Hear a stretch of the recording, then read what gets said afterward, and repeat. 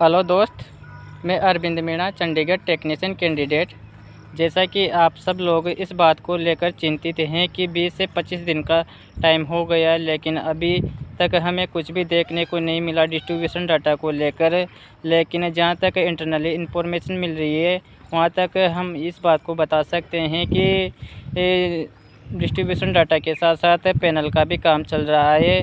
और इस चीज़ को वेरीफाई करने के लिए मैंने पटना बोर्ड के लिए कुछ कैंडिडेट को भेजा है। उसमें राजू भाई नाम है उसका, और एक है शुभम भाई, जो कल गुरुवार को पटना बोर्ड पहुंच जाएंगे और वहां से इस चीज़ को वेरीफाई करेंगे कि वहाँ पे मल्टी स्किल्ड के तहत कुछ नोटिस आया था मंत्रालय से या नहीं। इस चीज़ को वेरीफाई करने के लिए और पैनल का काम चल रहा है या नहीं चल रहा है, इसके रिगार्डिंग भी ये दो बातों को कंफर्म करने के लिए पटना बोर्ड में 2 कैंडिडेट को भेजा है। और एक कैंडिडेट हैं सुबोध भाई, जो वो भी बिहार से आते हैं, उसको मुजफ्फरपुर बोर्ड में भेजा है। और कुछ कैंडिडेट को चंडीगढ़ बोर्ड में भी भेजा जाएगा मंडे तक, या तो बड़ोदरा हाउस हेडक्वार्टर भेजा जाएगा या फिर चंडीगढ़ बोर्ड में भेजा जाएगा। इस चीज़ को वेरीफाई करने के लिए कि क्या मल्टी स्किल्ड का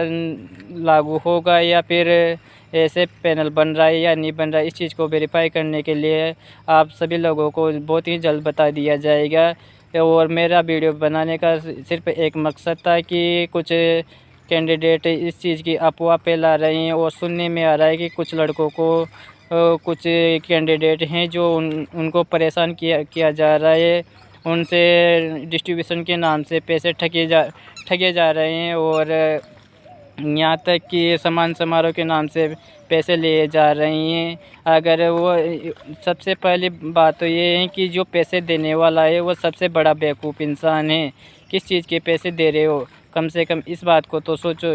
और विशेषकर बिहार के लड़कों से तो पैसे लेना ही नहीं चाहिए, क्योंकि वो एक ऐसा सेक्टर है जो ऑल इंडिया में सबसे काफ़ी पिछड़ा सेक्टर है। ऐसे कैंडिडेटों को परेशान नहीं करना चाहिए, ये सबसे बड़ी गलत बात है।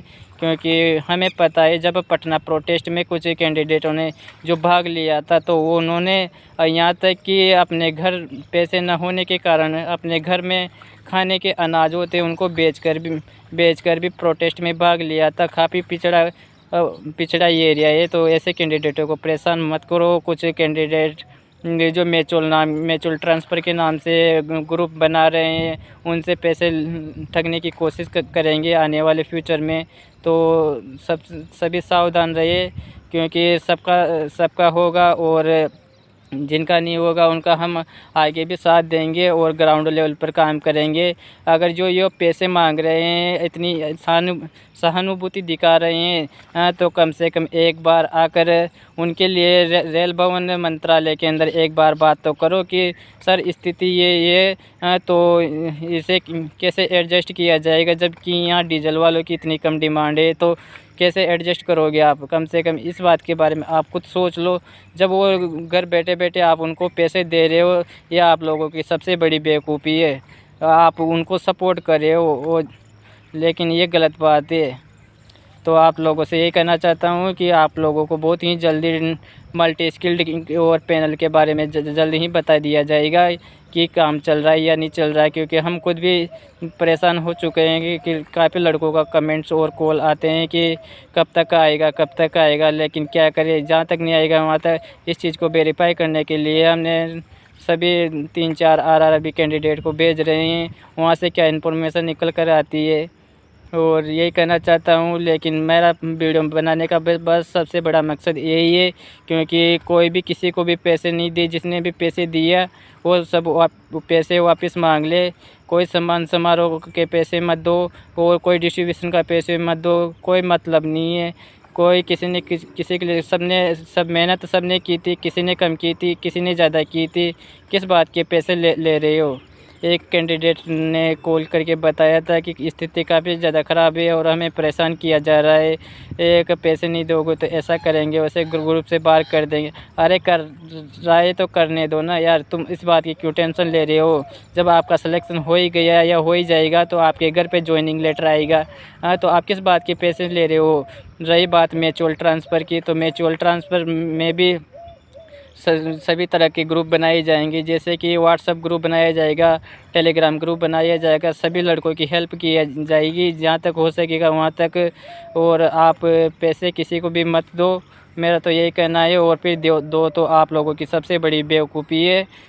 तो बस यही कहना चाहता हूँ। अगर उस जो कैंडिडेट आपसे पैसे मांग रहा है, कभी उससे पूछा कि तुम अपनी जेब से पैसे खर्च करके और हमारे लिए एक बार रेल भवन तो चले जाओ, मंत्रालय बात कर लो एक बार। तो जब ये तो आप लोगों की सबसे बड़ी बेवकूफ़ी है जो आप उसको सपोर्ट कर रहे हो, पैसे दे रहे हो। अरे उसको पैसे का इतना ही शौक है ना, तो उसको सब मैं तो ये कहना चाहता हूँ कि अगर पैसे कमाने का इतना शौक है ना, तो घर वालों के साथ में कटोरा लेके रोड पे बैठ जाए और भीख मांगने लग जाए। लोगों से तो 500 रुपये 1000 रुपये ले रहा है, पर डे की तरह 2-4 हज़ार रुपये आएंगे।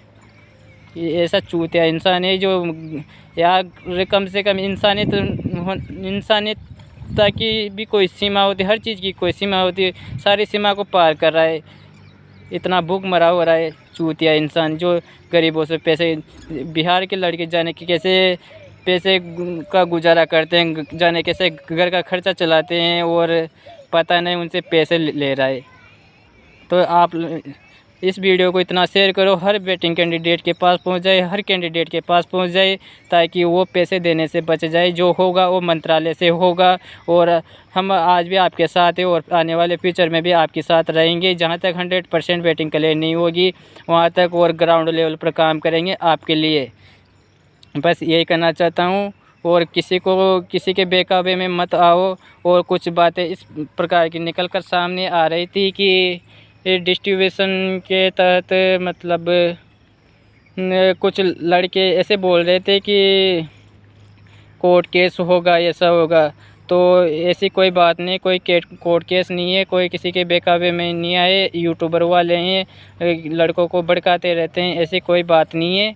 क्योंकि अब जैसा कि पहले अपना बोर्ड अपने जहाँ से जितनी डिमांड आई है उनको एडजस्ट करेगा, उसके बाद में जो डाटा बच जाएगा उनको डिस्ट्रीब्यूशन के तहत जैसा कि मैं एक एग्जांपल आप लोगों को देना चाहता हूँ कि जैसा बिलासपुर में अगर किसी के 60 नंबर है और तो वह डिस्ट्रीब्यूशन उस हिसाब से होगा कि 60 जैसे, और अजमेर बोर्ड में किसी के 62 नंबर 63 नंबर है तो उसको वहाँ डाइवर्ट करेगा, और ना कि कम नंबर वाले को, ताकि लड़के जो भी केस के बारे में सोच रहे हैं या कर रहे हैं तो उनको करने दो, क्योंकि वो मेरिट के अनुसार होगा। और जो डाइवर्जन का रूल है, जो केस करे उनको ये पता नहीं है कि डाइवर्जन के कितने रूल है। रेलवे अपना नियम खुद बनाती है, जो बना चुकी है। रेलवे ने फाइनल डिसीजन ले लिया और वो अपना फैसला नहीं बदलेगी। जहाँ तक होगा वो अपने पक्ष में रहेगा। वो फैसला ले चुकी है कि हम हर एक कैंडिडेट को जिसका मेडिकल हुआ है उसको ढूंढ के नौकरी देंगे।